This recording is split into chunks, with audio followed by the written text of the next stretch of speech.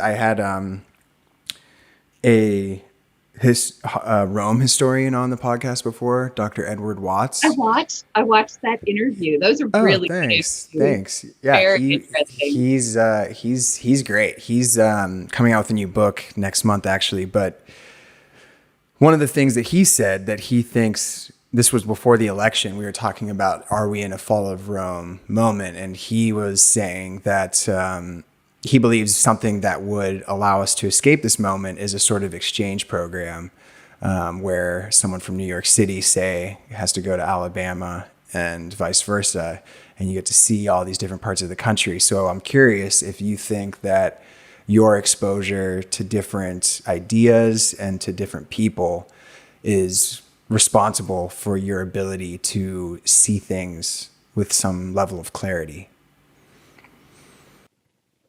Ye- yes, yes, I do think that that is essential, and Um, I wouldn't do it so late as they can go.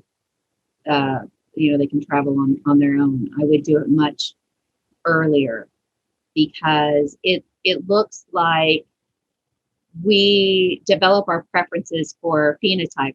We recognize our in-group members by sight um, when we're really little, while we're still infants.